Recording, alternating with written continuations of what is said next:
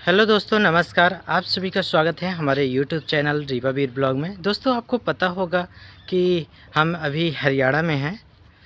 तो चलिए, हम जैसे कि आपको हर जगह घुमाते रहते हैं और आपको बताते भी रहते हैं उस प्लेस के बारे में।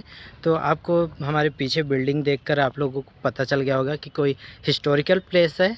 तो हम आपको बता दें कि हम आ गए हैं बुआ और हसन की कब्र घूमने के लिए। आप लोग तो सुने होंगे हीर रांझा की लव स्टोरी और लैला मजनू की लव स्टोरी। लेकिन आप लोग गांव के जो आपके रिलेटिव्स हैं या अड़ोस पड़ोस के लोग हैं, उनके बारे में भी आप लव स्टोरी तो खूब सुने होंगे। लेकिन आप लोग यहाँ बुआ और हसन की लव स्टोरी तो नहीं सुने होंगे। तो चलिए, हम सुनाते हैं और दिखाते हैं और बताते भी हैं। तो बने रहिए वीडियो के लास्ट तक। तो चलिए चलते हैं, बैक कैमरा से दिखाते हैं आपको।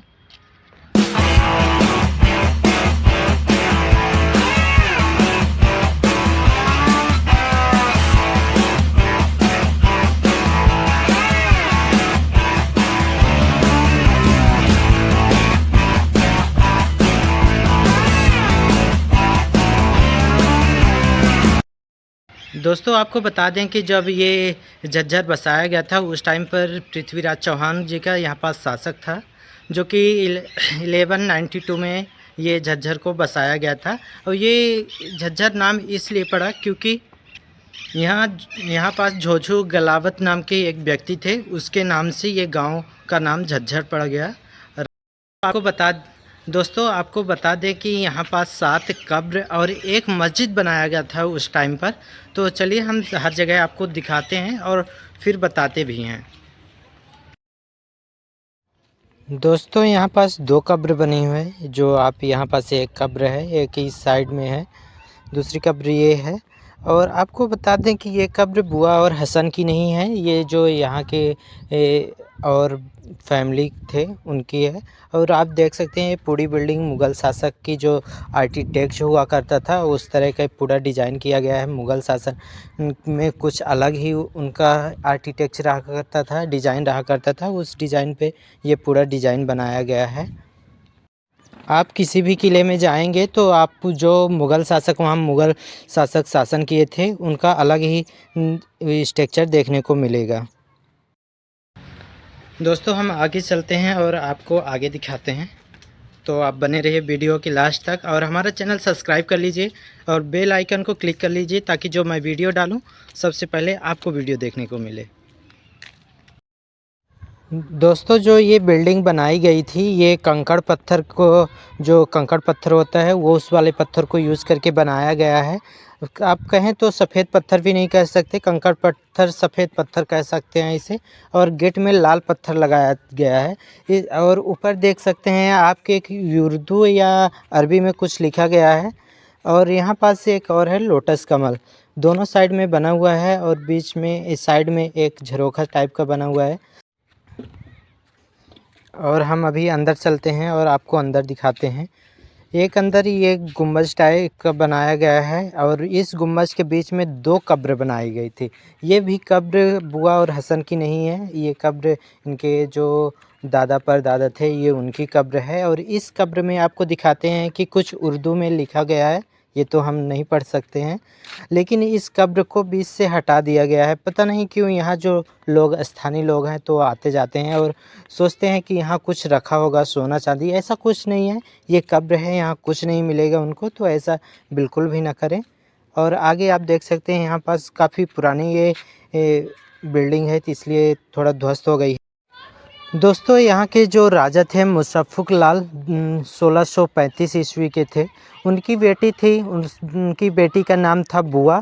बुआ एक दिन शिकार में गई थी, शिकार करने जंगलों में, और जंगलों में उन्हें शेर ने अटैक कर दिया था बुआ के ऊपर। और उस जंगल में कोई और नहीं था, सिर्फ एक लकड़हारा लकड़ी काट रहा था। और उस लकड़हारे ने बुआ को बचाया और जो लकड़ी काटने वाला औजार लिया था, उससे शेर को घायल कर दिया था। लकड़हारे का नाम हसन था और हसन ने बुआ को बचा कर लाया।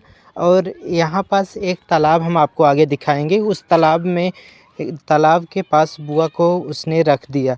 उसके बाद जब बुआ को होश आया तो बुआ ने अपना दिल दे बैठी हसन को। और जब ये सारी घटना राजा को पता चला तो राजा हसन को अपने पास बुलाए और राजा बोले कि तुम्हें उपहार में क्या चाहिए।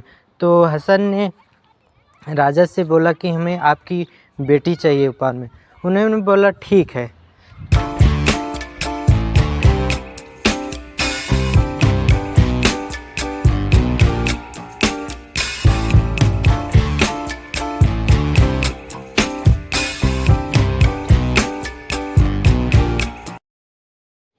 और एक राजा अपनी बेटी का हाथ एक लकड़हारे के हाथ में कैसे दे सकते थे।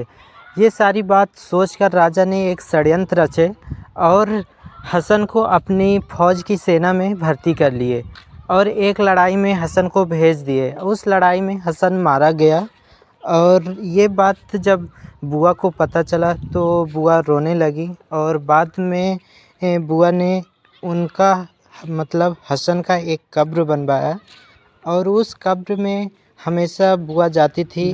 बुआ हसन के कब्र के पास जाती थी और हमेशा रोती थी और बाद में रोते रोते बुआ की लगभग ये सिलसिला 2 साल तक चला। 2 साल बाद बुआ भी ख़त्म हो गई और बाद में हसन के जस्ट बगल में बुआ का भी कब्र बनवाया गया।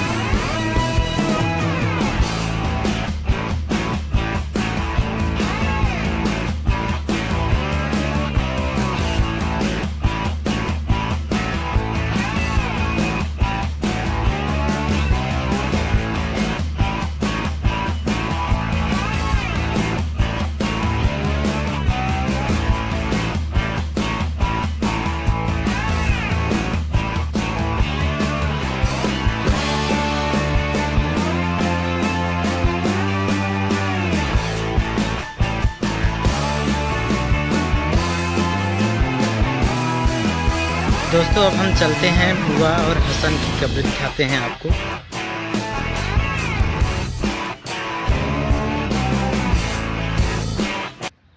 दोस्तों आपको दिखा देते हैं, ये बुआ और हसन की कब्र है।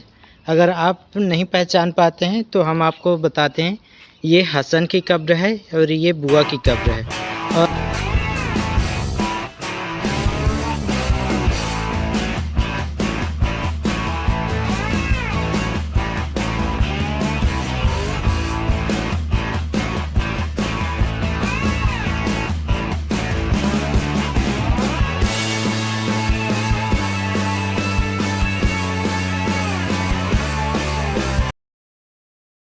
दोस्तों हम आपको बुआ और हसन की कब्र दिखा दिए हैं। अब हम चलते हैं वो तालाब दिखाने जहाँ पास बुआ और हसन बैठा करते थे और बातें करते थे, और जहाँ पास बुआ को शेर से बचाकर हसन ले आए थे, बैठाए थे वहाँ पास, वो वाली जगह आपको दिखाता हूँ।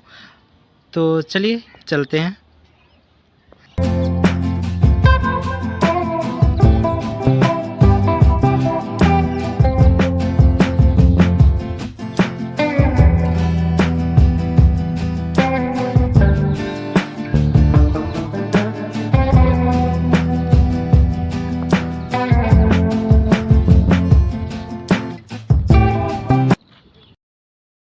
दोस्तों आपको पीछे दिखाई दे रहा है ये जो तालाब है, ये बुआ हसन आते थे यहाँ पास, बैठते थे, बातें करते थे। और ये वही तालाब है जहाँ पास जब बुआ पे शेर ने अटैक किया था तो हसन बचा कर लाए थे। तो पहली बार यहीं पास उन्होंने रखा गया था, बुआ को यहीं पास लाए थे हसन ने, और यहीं पास से उनकी लव स्टोरी शुरू होती है। लव स्टोरी आपको हमने बता दी है पहले। तो और इस तालाब की ख़ास बात ये है कि यहाँ पास जो आते हैं और इस तालाब में नहाते हैं जो लोग, जो उनके स्किन प्रॉब्लम होती है वो ठीक हो जाती है। जैसे कि किसी के फुड़िया है, फुंसी है, वो ठीक हो जाती है इस तालाब में नहाने से।